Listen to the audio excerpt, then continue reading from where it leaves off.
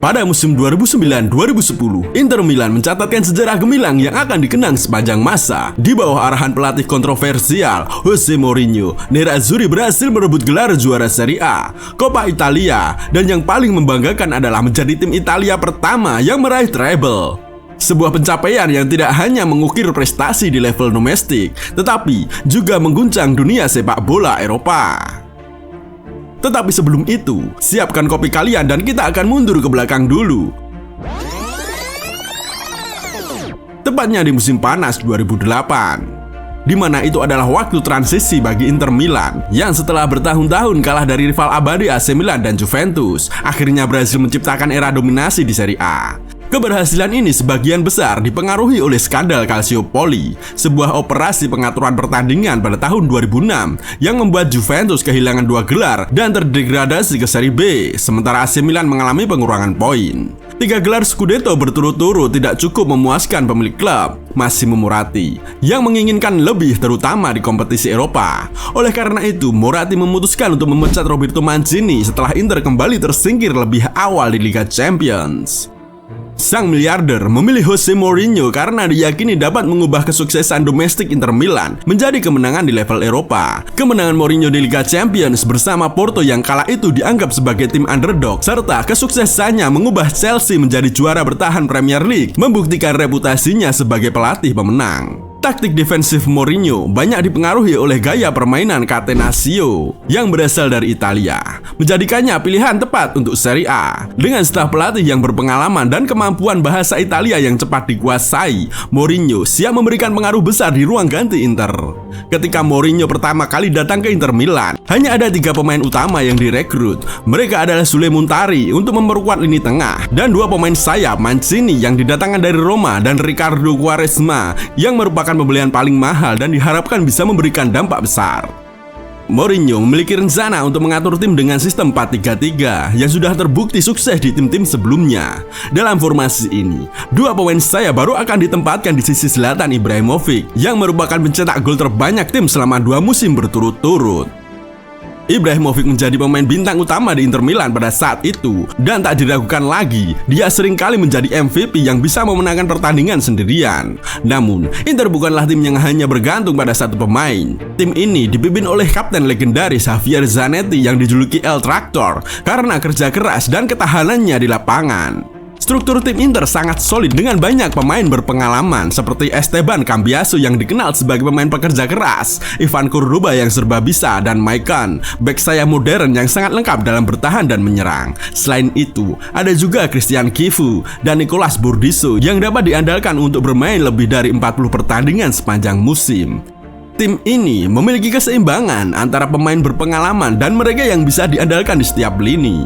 Dengan Mourinho, setiap pemain utama selalu berada dalam tekanan karena ada banyak alternatif yang siap menggantikan mereka jika penampilan mereka kurang memadai. Misalnya, Adriano, Hernan Crespo, dan Julio Cruz siap menggantikan Zlatan Ibrahimovic di lini depan. Sementara, jika Christian Kifu dan Nicolas Burdisso tidak tampil maksimal di lini belakang, Marco Materazzi dan Walter Samuel siap menggantikan dan memberikan kekuatan defensif tambahan. Inilah cara Mourinho bekerja. Ia membangun tim dengan fondasi kuat dan pemain-pemain berpengalaman, ditambah talenta muda yang bisa memberi warna dan flair dalam permainan. Semua elemen ini sudah siap ketika musim debut Mourinho dimulai dengan laga Supercoppa Italiana melawan Roma. Pertandingan tersebut berlangsung di akhir Agustus 2008 dan berakhir imbang 2-2. Setelah adu penalti yang dramatis, Inter berhasil menang 6-5 setelah 11 tendangan, meraih gelar Supercoppa keempat mereka dan memberikan awal yang sempurna bagi Mourinho sebagai manajer baru. Di level domestik, Mourinho mampu menjaga performa juara dengan mengalahkan tim-tim besar seperti Roma, Lazio, Napoli, dan Juventus pada paruh pertama musim. Ini membuat Inter memimpin klasemen Serie A. Zlatan Ibrahimovic tetap tampil impresif dan terus mencetak gol dalam musim terbaiknya. Namun, Mourinho juga memberikan kesempatan bagi pemain lain untuk bersinar. Luis Figo, yang sudah berusia 36 tahun, mendapat lebih banyak waktu bermain dibandingkan saat dilatih oleh Roberto Mancini. Sementara pemain baru Sule Muntari langsung menemukan ritmenya dan menjadi pilihan utama di starting 11, membuktikan bahwa harga transfernya sangat sepadan. Namun, sistem 4-3-3 yang diterapkan oleh Mourinho gagal berjalan sesuai harapan, yang membuat Riccardo Quaresma akhirnya dipinjamkan ke Chelsea pada musim dingin. Untuk mengatasi masalah ini, Mourinho beralih ke formasi 4-3-1-2 yang lebih terpusat, mengikuti gaya permainan yang sebelumnya diterapkan oleh Mancini, dengan memasangkan dua penyerang dan menempatkan seorang gelandang serang di belakang mereka. Dalam formasi ini, Adriano dipasangkan dengan Ibrahimovic, menciptakan duet penyerang yang produktif. Selain itu, UEFA mulai mendorong klub-klub besar untuk lebih banyak memainkan pemain lokal, yang membuka peluang bagi Mario Balotelli untuk tampil lebih sering. Pemuda berbakat ini diberikan kesempatan untuk membuktikan kemampuannya, tampil 15 kali sebagai starter dan mencetak 8 gol. Di lini tengah, Dejan Stankovic meskipun sudah berusia 30 tahun dan kurang memiliki mobilitas sebagai gelandang serang, tetap tampil mengesankan dan terlibat dalam lebih dari 10 gol sepanjang musim. Pada bulan Mei, Inter Milan berhasil unggul 10 poin dari Juventus dan Milan, meraih gelar Serie A keempat berturut-turut. Namun, meskipun ada gelar domestik, musim pertama Mourinho dianggap sebagai pencapaian yang minimal, dan banyak fans yang merasa tidak puas. Mereka tersingkir di babak pertama Liga Champions oleh Manchester United, juara bertahan, setelah hampir saja gagal melewati fase grup yang dianggap mudah. Tekanan mulai meningkat pada Mourinho, mirip dengan yang dialami Mancini, dan para fans mengharapkan aktivitas signifikan di bursa transfer. Kemudian datang kabar mengejutkan, Zlatan Ibrahimovic yang baru saja mencetak 29 gol dalam semusim diumumkan akan meninggalkan Inter dan bergabung dengan Barcelona, juara Eropa, dalam sebuah kesepakatan senilai 46 juta euro ditambah Samuel Eto'o yang berusia 28 tahun. Berita ini mengejutkan para penggemar karena Zlatan bukanlah masalah utama tim, tetapi tawaran tersebut terlalu menggiurkan untuk ditolak. Selain itu, ada beberapa pergerakan transfer penting lainnya. Inter mendatangkan Lucio dari Bayern Munchen seharga 7,85 juta euro. Pemain Brasil berusia 31 tahun ini dikenal cepat, berwibawa, dan berpengalaman, serta sangat cocok dengan kebutuhan Mourinho. Lucio diharapkan bisa menjadi pemain kunci di lini belakang Inter yang akan ditempatkan lebih ke depan untuk membantu menekan serangan lawan. Inter juga mendatangkan Thiago Motta, gelandang tangguh yang sedang berada di puncak karirnya dan memiliki kemampuan defensif yang solid yang semakin memperkuat tim Mourinho. Namun, yang juga dikenal baik dalam penguasaan bola hanya dibeli dengan harga 4 juta euro. Dengan pensiunnya Luis Figo, Inter kemudian mendatangkan Wesley Sneijder, seorang playmaker yang ingin membuktikan dirinya setelah merasa terpinggirkan di Real Madrid. Sementara itu, 3 penyerang asal Amerika Selatan, Julio Cruz, Adriano, dan Hernan Crespo meninggalkan Inter, membuat Mourinho mencari penyerang baru. Fokusnya pun pada Diego Milito, penyerang Genoa yang tampil luar biasa dengan mencetak 24 gol di Serie A. Inter membayar hampir 30 juta euro untuk mendatangkannya, memberikan tim tambahan kekuatan di lini serang. Pada penutupan jendela transfer, Inter menghabiskan banyak uang untuk mendatangkan 13 pemain baru. Namun strategi transfer mereka sangat pintar. Mereka melepas pemain yang sudah tidak berkontribusi lagi dan mendapatkan pemain kelas dunia dengan harga yang lebih terjangkau. Tim ini tidak butuh perubahan besar, hanya penyegaran. Setelah transfer selesai, berikut adalah susunan pemain utama Inter. Julio Cesar di bawah Mistar, Zanetti di bek kiri, Walter Samuel dan Lucio di bek tengah, Maicon di bek kanan, Dejan Stankovic didukung oleh Thiago Motta dan Esteban Cambiaso membentuk trio lini tengah. Wesley Sneijder berperan sebagai gelandang serang di belakang duet penyerang Diego Milito dan Samuel Eto'o. Dengan campuran pemain veteran dan talenta muda, tim ini siap bersaing di semua kompetisi. Memasuki musim 2009-2010, tim ini sempat diragukan setelah kalah dari Lazio di Supercoppa Italia dan kehilangan poin di laga pertama Serie A melawan Bari. Tetapi begitu Wesley Sneijder bergabung, segalanya berubah. Pada derby della Madonnina, Inter menghancurkan Milan 4-0. Milito dan Eto'o tampil luar biasa. Sneijder memberikan kontribusi besar dan pertahanan Inter sangat solid. Ini menjadi awal yang bagus untuk musim mereka dengan duet penyerang yang sangat efektif. Inter Milan memulai musim dengan sangat baik berkat peran Wesley Sneijder sebagai kreator permainan utama yang mengatur transisi dari bertahan ke menyerang. Dia juga menjadi spesialis dalam tendangan bebas. Bahkan di awal Oktober, dia mencetak gol kemenangan pada menit ke-93 melawan Udinese, meraih 3 poin penuh. Di level domestik, tim ini menunjukkan performa impresif.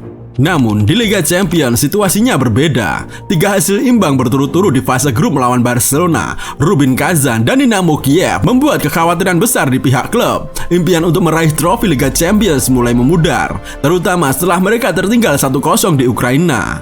Namun motivasi Mourinho di ruang ganti membangkitkan semangat tim, yang akhirnya berhasil menyamakan kedudukan lewat gol Milito dan gol kemenangan dari Schneider, menjaga harapan untuk lolos tetap hidup. Sayangnya di Camp Nou, Barcelona yang merupakan juara bertahan mengalahkan mereka dengan relatif mudah. Inter harus menang melawan Rubin Kazan di kandang untuk memastikan kelolosan. Dalam laga tersebut, Samuel Eto'o membuka skor dan Mario Balotelli menambah keunggulan. Mereka berhasil lolos dari ancaman, namun Mourinho kini lebih sadar akan kekuatan dan kelemahan timnya, serta pentingnya pilihan taktisnya untuk sukses. Memasuki tahun 2010, persaingan di Serie A semakin sengit dengan Roma terus menempel ketat di belakang Inter. Setelah beberapa hasil tidak terkalahkan, Mourinho diusir dari lapangan dengan derby de Italia yang penuh ketegangan, yang berakhir dengan kekalahan 1-0 dari Juventus akibat keputusan wasit yang kontroversial. Kekalahan 1-0 dari Sampdoria juga memperburuk kritik terhadap Mourinho. Meski begitu, Inter terus menunjukkan gaya sepak bola agresif dan meraih hasil positif, tetap memuncaki klasemen Serie A pada Januari dengan rata-rata lebih dari 2 gol per pertandingan. Musim ini penuh tantangan bagi Inter Milan yang harus bersaing di 3 kompetisi besar dengan jadwal yang semakin padat. Pada akhir Januari, mereka dihadapkan pada laga penting melawan Milan, diikuti dengan pertandingan melawan Juventus di Coppa Italia, dan yang paling menantang, pertemuan dengan Chelsea di Liga Champions yang juga melibatkan Jose Mourinho melawan mantan klubnya. Pertandingan pertama di San Siro dimulai dengan cepat, hanya membutuhkan 160 detik bagi Inter untuk membuka skor melalui gol Diego Milito. Namun 5 menit setelah babak kedua dimulai, Salomon Kalou mencetak gol penyeimbang. 4 menit berselang, Inter mengukuhkan kemenangan melalui gol Esteban Cambiaso, dan pertandingan berakhir dengan skor 2-1 untuk kemenangan Inter. Tetapi, ujian sesungguhnya adalah leg kedua di Stamford Bridge, yang menjadi tantangan berat mengingat Chelsea memiliki rekor kandang yang hampir sempurna. Dengan pengetahuannya tentang Chelsea sebagai mantan pelatih mereka, Mourinho menyusun taktik cerdas untuk menahan serangan-serangan berbahaya dari pemain-pemain seperti Didier Drogba dan Frank Lampard, mengandalkan serangan balik untuk mencetak gol. Pada menit ke-80, Wesley Sneijder mengirimkan umpan panjang yang sempurna kepada Samuel Eto'o, yang berhasil mengonversinya menjadi gol dengan penuh keyakinan. Gol ini menjadi salah satu momen terbaik dalam karir Mourinho, dan kemenangan bersih 1-0 di Stamford Bridge mengantarkan Inter Milan ke perempat final Liga Champions untuk pertama kalinya dalam 4 tahun. Namun, fokus Inter Milan pada kompetisi Eropa tampaknya mempengaruhi performa domestik mereka. Pada Februari, dalam pertandingan penuh kontroversi melawan Sampdoria, 2 pemain belakang mereka, Walter Samuel dan Ivan Cordoba, diusir hanya dalam waktu 40 menit. Keputusan wasit yang dianggap tidak adil ini memicu Mourinho untuk melakukan gestur tangan yang menunjukkan bahwa timnya sedang menjadi korban keputusan wasit. Akibatnya, Mourinho dijatuhi denda 40.000 euro dan larangan 3 pertandingan yang menjadi periode penuh ketegangan. Selama masa absennya, Inter Milan mengalami beberapa kesulitan di Serie A. Mereka hanya bisa bermain imbang melawan Genoa di kandang dan mengalami kekalahan mengejutkan dari Catania, seringkali kehilangan poin melawan tim-tim yang lebih rendah. Hal ini memberikan kesempatan bagi Roma untuk memangkas selisih dan bahkan melampaui Inter untuk merebut posisi pertama. Pada bulan April, hubungan antara Mario Balotelli dan Mourinho semakin memburuk, yang memang sudah tegang sejak awal musim. Ketegangan ini membuat Balotelli lebih jarang dimainkan, dan ketika Goran Pandev dibebaskan dari kontraknya di Lazio pada jendela transfer musim dingin, posisi Balotelli semakin terpinggirkan. Pandev, meskipun mungkin tidak seberbakat Balotelli, ia lebih cocok dengan filosofi Mourinho karena kerjanya yang lebih keras dan fleksibilitasnya di berbagai posisi. Keputusan Mourinho untuk mengandalkan Pandev terbukti tepat, karena kontribusi 9 golnya sejak bergabung memberinya kesempatan tampil sebagai starter di perempat final Liga Champions melawan CSKA Moskow.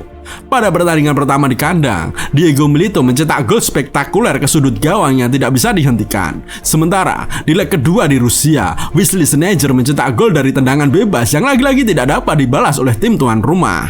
Kemenangan dengan agregat 2-0 ini membawa Mourinho menjadi manajer pertama dalam sejarah Liga Champions yang berhasil membawa 3 tim berbeda ke semifinal. Pada akhir Maret, Inter Milan bertemu dengan Roma di Olimpico dalam pertandingan yang banyak diperkirakan akan menentukan siapa yang akan menjadi juara Serie A musim itu. Roma berhasil menang 2-1, membuat Inter menghadapi tantangan besar. Mereka harus memenangkan 7 pertandingan terakhir Serie A secara sempurna, ditambah dengan pertandingan Coppa Italia dan 2 semifinal Liga Champions melawan Barcelona. Mereka memulai dengan baik, mencatat kemenangan 3-0 atas Bologna. Namun, sebuah gol penyama kedudukan yang terlambat di Florence membuat Inter kehilangan 2 poin penting, sehingga posisi mereka sejajar dengan Roma yang termotivasi untuk membalas setelah hasil imbang mereka 3 hari sebelumnya. Inter berhasil mengalahkan Fiorentina 2-0 di semifinal Coppa Italia yang mengantarkan mereka ke final melawan Roma. Setelah itu, Juventus menjadi lawan selanjutnya yang ingin merusak perayaan Inter. Juventus yang dipimpin oleh Fabio Cannavaro dan Giorgio Chiellini bertahan dengan sangat defensif, membuat Inter kesulitan menembus pertahanan mereka. Namun, sekitar 15 menit sebelum pertandingan berakhir, Maicon mencetak gol spektakuler yang membuka pertahanan Juventus, memastikan kemenangan bagi Inter dan memberi sedikit ketenangan sebelum menghadapi tantangan terbesar mereka. Di Eropa, tantangan terbesar datang ketika mereka harus menghadapi Barcelona, tim yang baru saja menjuarai semua gelar yang ada dalam 1 tahun kalender, memenangkan 6 trofi dengan performa luar biasa dari Lionel Messi yang dianggap sebagai pemain terbaik di dunia. Banyak yang menganggap Inter akan menjadi lawan yang mudah bagi Barcelona, mengingat kegagalan Inter di Eropa dalam beberapa tahun terakhir. Namun, dengan Mourinho di kursi pelatih, Inter berharap bisa mengubah narasi tersebut. Pertandingan ini sangat menarik. Gaya permainan tiki-taka Pep Guardiola yang mengutamakan penguasaan bola bertemu dengan pendekatan pragmatis Mourinho yang mengandalkan pertahanan kokoh. Kedua pelatih ini sudah saling berhadapan di fase grup sebelumnya, dan kali ini mereka lebih memahami taktik masing-masing. Bagi Samuel Eto'o, pertandingan ini terasa lebih personal karena Pep Guardiola sebelumnya menolak memberikan peran sentral padanya di Barcelona, lebih memilih Lionel Messi sebagai pilihan utama di lini depan, yang akhirnya menyebabkan hubungan mereka retak. Dengan ketegangan yang semakin memuncak, Samuel Eto'o memiliki banyak yang harus dibuktikan. Keberuntungan seolah berpihak pada Inter Milan saat letusan gunung berapi di Islandia mengganggu perjalanan udara, memaksa Barcelona melakukan perjalanan panjang 14 jam dengan bus menuju Milan untuk leg pertama. Meski perjalanan yang melelahkan itu tampaknya tidak mempengaruhi tim asuhan Guardiola. Pertandingan dimulai dengan Pedro mencetak gol pembuka pada menit ke-19 dan Barcelona mendominasi penguasaan bola sejak awal. Namun, Inter tetap tenang meski berada di bawah tekanan. Dengan pertahanan yang kokoh dan siap melancarkan serangan balik, didukung oleh 83.000 penonton di San Siro, Wesley Sneijder mendapati dirinya tidak terkawal di kotak penalti pada menit ke-30 dan mencetak gol penyama kedudukan.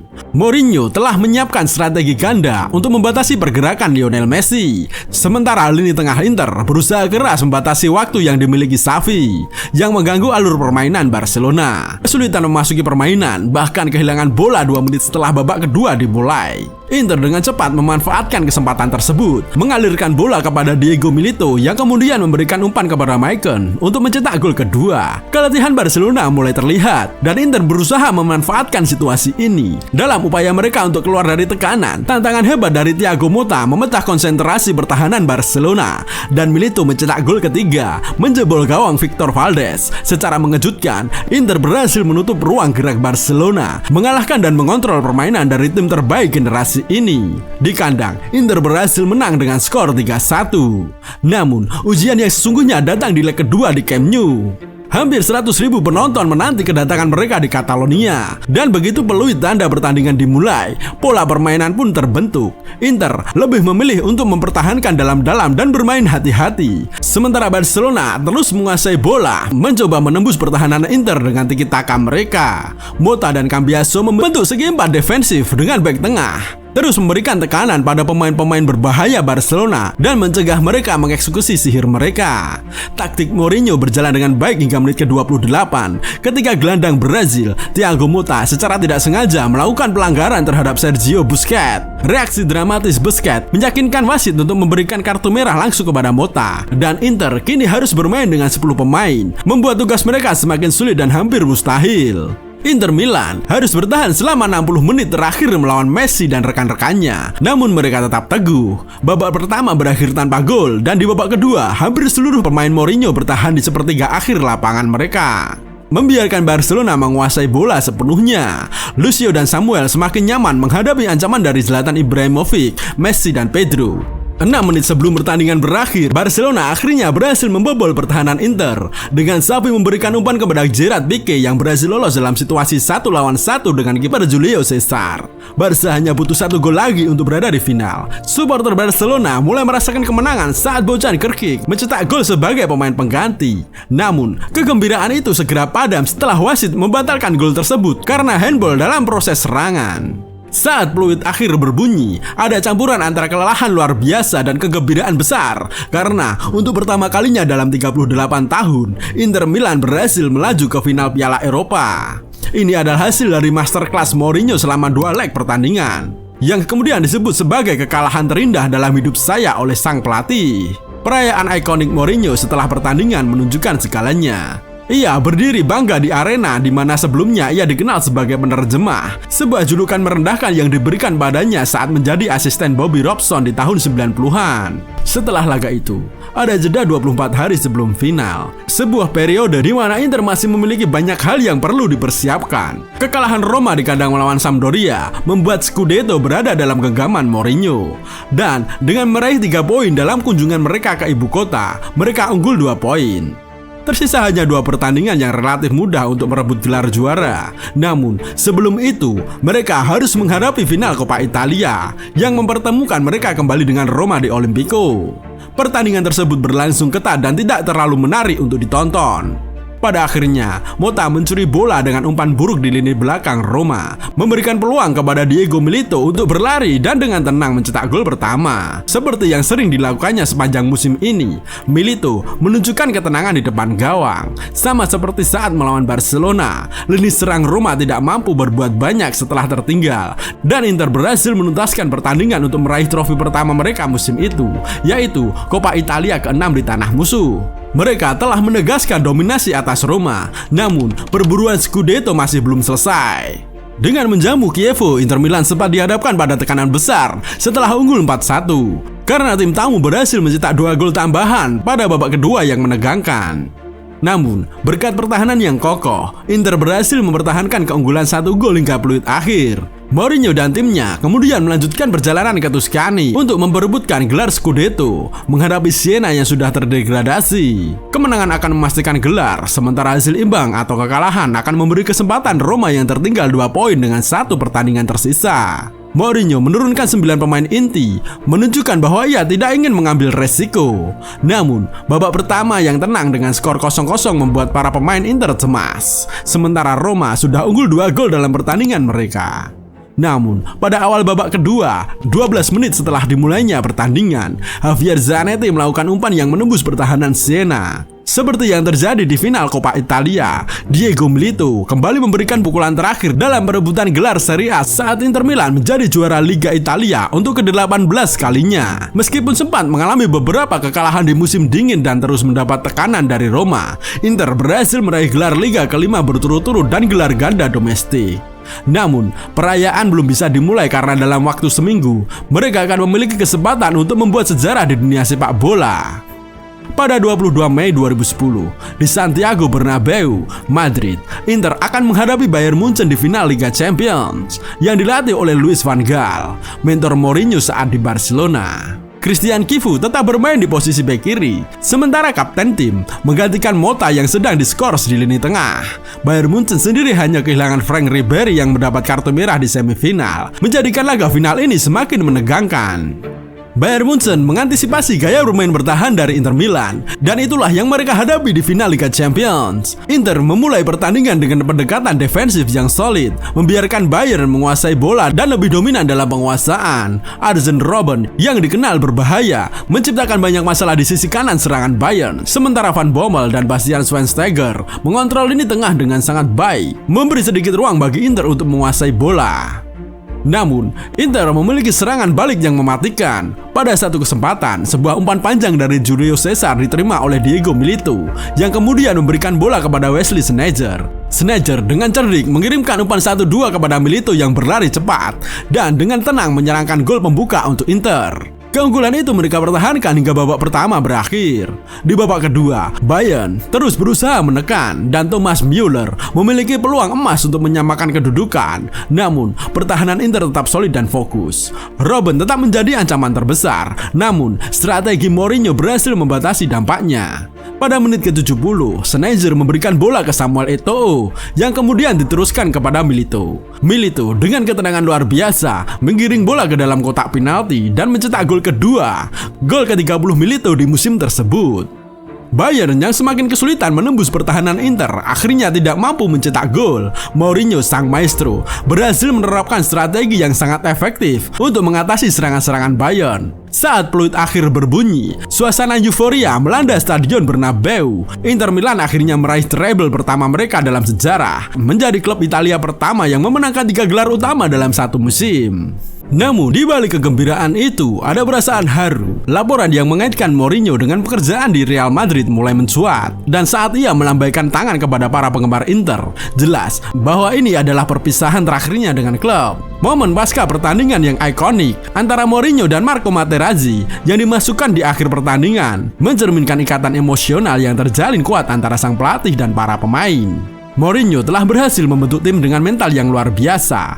Semua transfer yang dilakukan Mourinho membuat pemain merasa memiliki tujuan yang jelas. Meskipun dikenal sebagai pelatih yang keras dan menuntut, Mourinho mampu mendalami pemain dengan cara yang unik yang tidak dapat dilakukan oleh pelatih lain. Para pemain yang dapat merespon dengan baik tetap menjadi bagian penting dalam tim utama.